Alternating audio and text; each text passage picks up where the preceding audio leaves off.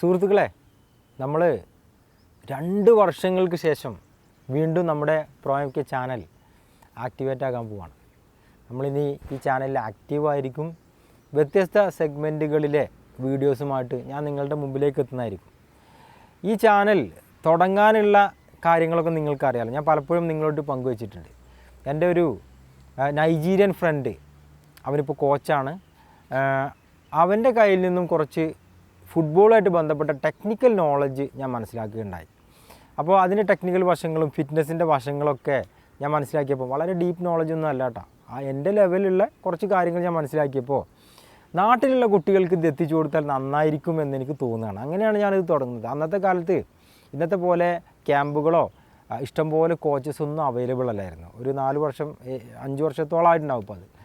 അപ്പോൾ അന്ന് ഇത്ര ഇങ്ങോട്ട് പോപ്പുലർ ആയിട്ടുണ്ടായിരുന്നില്ല. അപ്പോൾ അങ്ങനെയാണ് നമ്മൾ ഈ ചാനൽ തുടങ്ങുന്നത്. അത് തുടങ്ങി കുറേ കാര്യങ്ങളൊക്കെ ആളുകളായിട്ട് ഡിസ്കസ് ചെയ്തു. പക്ഷെ ഞാൻ വിചാരിച്ചതിനേക്കാൾ കൂടുതൽ ഈ ചാനൽ വളർന്നു. ഒരുപാട് ആളുകളിലേക്ക് ഇതെത്തി, ഒരുപാട് വ്യൂസ് ഉണ്ടായി, ചില വീഡിയോസൊക്കെ വൈറലായി.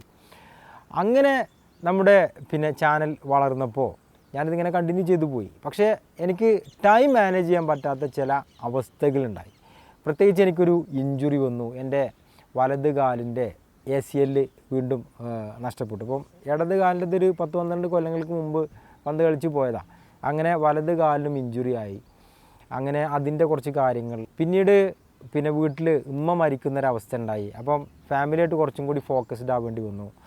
അങ്ങനെയുള്ള കുറേ കാര്യങ്ങൾ വന്നു. പിന്നെ ഞാൻ പഠിക്കുന്നുണ്ടായിരുന്നു, അപ്പോൾ അത് അഫക്റ്റ് ചെയ്തു. ജോബ് ചെയ്യുന്നുണ്ട്. അപ്പോൾ ഇതെല്ലാം കൂടി അപ്പോൾ യൂട്യൂബിലേക്ക് എനിക്ക് ഫോക്കസ് ചെയ്യാൻ പറ്റാത്തൊരവസ്ഥ വന്നു. പിന്നെ ചാനൽ മെയിൻറ്റെയിൻ ചെയ്യാൻ വേണ്ടിയിട്ട് ചില വീഡിയോസൊക്കെ ഇട്ടിട്ട് അങ്ങനെ മുന്നോട്ട് പോയിരുന്നു. പക്ഷേ ചെയ്യുമ്പോൾ വളരെ വൃത്തിയായിട്ട് തന്നെ ഇൻഡെപ്തായിട്ട് തന്നെ ചെയ്യണം എന്നുള്ളത് കൊണ്ട് ഞാൻ തൽക്കാലം യൂട്യൂബ് നിർത്തുകയാണ് ഉണ്ടായത്.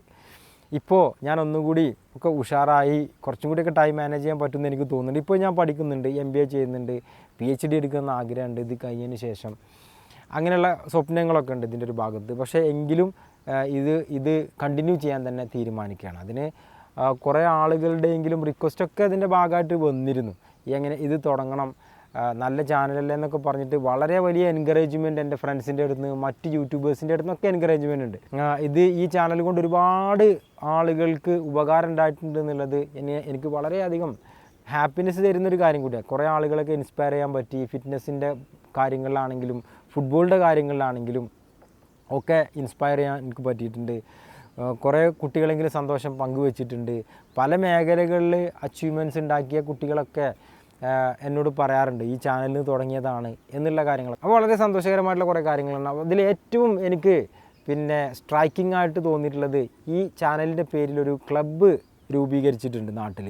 ആ ക്ലബ്ബ് ത്രൂ ഒരുപാട് ടാലൻ്റഡ് ആയിട്ടുള്ള കുട്ടികൾ പല മേഖലകളിലേക്ക് എത്തിപ്പെട്ടിട്ടുണ്ട്. അത് ഫുട്ബോൾ മാത്രമല്ല, കബഡി അങ്ങനെയുള്ള മറ്റു അത്ലറ്റിക്സ് വിഭാഗങ്ങളിൽപ്പെട്ട മറ്റു മത്സര ഇനങ്ങൾ ഇതൊക്കെ വന്നിട്ട് സ്റ്റേറ്റ് ലെവലിലൊക്കെ ചാമ്പ്യൻസ് ആയിട്ടുള്ള കുട്ടികളൊക്കെ ആ ക്ലബ്ബ് ത്രൂ വന്നിട്ടുണ്ട്. അത് അഷ്കറായിട്ട് ഞാൻ എപ്പോഴും ബന്ധപ്പെടാറുണ്ട്. എൻ്റെ വേറെ എഫേർട്സൊന്നും അതിലില്ല കേട്ടോ, വേറൊന്നുമില്ല. പക്ഷേ അവർ ഇതിൽ നിന്ന് ഇൻസ്പയർ ആയിട്ട് അങ്ങനെ ചെയ്തു. അത് വലിയൊരു പ്രസ്ഥാനമായിട്ട് മാറി. അവരെ പറ്റി കൂടുതൽ വിവരങ്ങൾ ഞാൻ ഒരു വീഡിയോ അതിന് മാത്രം ചെയ്തിട്ട് ഞാൻ നിങ്ങളുടെ മുന്നിലേക്ക് കൊണ്ടുവരുന്നതാണ്. അത് വളരെ ഇൻസ്പയറിങ് സ്റ്റോറിയാണ്. എനിക്കും വളരെ ഇൻസ്പയറിങ് ആയിട്ടുള്ളൊരു സ്റ്റോറിയാണ് അവരുടെ അച്ചീവ്മെൻറ്റ്സ്.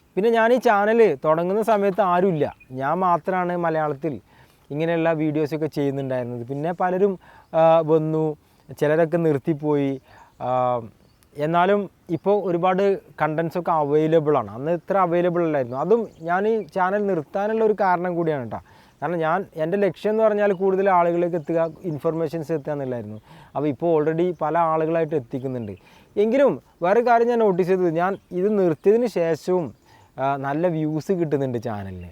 വ്യൂസ് കിട്ടുന്നുണ്ട് മാത്രമല്ല സബ്സ്ക്രൈബേഴ്സും ഒരുപാട് കൂടിയിട്ടുണ്ട് ഞാൻ നിർത്തിയതിന് ശേഷം. അപ്പം ഒരു വീഡിയോ ഇടാതെ ഇരുന്നിട്ടും ഇപ്പോഴും നല്ല വ്യൂസ് കിട്ടുക, അതേപോലെ ഒരുപാട് ആളുകൾ കാണുക, ഒരുപാട് ആളുകൾ സബ്സ്ക്രൈബ് ചെയ്യുക എന്നൊക്കെ പറയുന്നത് തീർച്ചയായിട്ടും വലിയൊരു അച്ചീവ്മെൻ്റായിട്ട് ഞാൻ കരുതുകയാണ്. അപ്പോൾ ഇത് തീർച്ചയായിട്ടും ഒന്നും കൂടി കൊണ്ടുവരേണ്ടതായിട്ടുണ്ട് എന്നുള്ളത് ഞാൻ മനസ്സിലാക്കുകയാണ്. നിങ്ങളുടെ എല്ലാം സപ്പോർട്ട് വേണം. 2 വർഷം കൊണ്ട് ഇതിൻ്റെ ടെക്നിക്കാലിറ്റി ഒക്കെ ഞാൻ മറന്നിട്ടുണ്ട്. എങ്ങനെയാണ് അൽഗോരിതം വർക്ക് ചെയ്യുന്നതെന്നൊന്നും എനിക്കറിയില്ല. പക്ഷേ നിങ്ങൾ ആക്റ്റീവായിട്ട് നിങ്ങൾ ഈ വീഡിയോയുമായിട്ട് എൻഗേജ് ചെയ്യുമ്പോൾ സ്വാഭാവികമായിട്ടും യൂട്യൂബ് പ്രൊമോട്ട് ചെയ്തേക്കാം. പല സെഗ്മെൻറ്റുകളിലായിട്ടായിരിക്കും വീഡിയോസ് വരുന്നത്. അതിൽ നമ്മുടെ ഫുട്ബോൾ കോച്ചിങ് സെഷൻസ് ഉണ്ടാവും, അതേപോലെ ഫുട്ബോൾ ന്യൂസുമായിട്ട് ബന്ധപ്പെട്ട വീഡിയോസ് ഉണ്ടാവും. നമുക്ക് പിന്നെ ആനുകാലികമായിട്ടുള്ള ഫുട്ബോളിനെ കുറിച്ച് കാര്യങ്ങൾ ചർച്ച ചെയ്യേണ്ടതായിട്ടുണ്ട്, ഫിറ്റ്നസ് ചർച്ച ചെയ്യേണ്ടതായിട്ടുണ്ട്, വളരെ ഇമ്പോർട്ടൻ്റ് ആയിട്ട് സ്പോർട്സ് സൈക്കോളജി ആയിട്ട് ബന്ധപ്പെട്ട കാര്യങ്ങൾ ചർച്ച ചെയ്യേണ്ടതായിട്ടുണ്ട്. ഞാൻ അതിൻ്റെ ഇടയ്ക്കൊരു പുസ്തകം എഴുതിയിരുന്നു, അത് ഇംഗ്ലീഷിലാണ് എഴുതിയിരുന്നത്. അത് ആമസോണിൻ്റെ കിൻഡിൽ സബ്സ്ക്രൈബ് ചെയ്ത ആളുകൾക്ക് വായിക്കാവുന്നതാണ്. ആ ബുക്ക് എഴുതുമ്പം എൻ്റെ മനസ്സിലുണ്ടായിരുന്നു ഇത് പിന്നെ വളരെ ഡെപ്തിൽ നമുക്കിത് ചർച്ച ചെയ്യേണ്ടതായിട്ടുണ്ട് എന്നുള്ളത്. അപ്പോൾ ഒരുപാട് എക്സ്പേർട്സൊക്കെ ഉണ്ട്. അപ്പോൾ ആ എക്സ്പേർട്സിനോടൊക്കെ നമുക്ക് സംസാരിക്കാം, പോഡ്കാസ്റ്റുകളായിട്ടൊക്കെ ഡിസ്കസ് ചെയ്യാം. ഓക്കെ, അപ്പോൾ ഇങ്ങനെയൊക്കെയുള്ള വളരെ വാസ്റ്റായിട്ടുള്ളൊരു പ്ലാനുമായിട്ടാണ് ഞാൻ വീണ്ടും നിങ്ങളുടെ മുന്നിലേക്ക് എത്തുന്നത്. നിങ്ങളുടെ എല്ലാവരുടെയും സപ്പോർട്ട് ഉണ്ടാവും എന്ന് തന്നെയാണ് കരുതുന്നത്. അപ്പോൾ നമുക്ക് വഴിയെ കാണാം. നിങ്ങളുടെ എല്ലാവരുടെയും സപ്പോർട്ടിന് നന്ദി, നമസ്കാരം.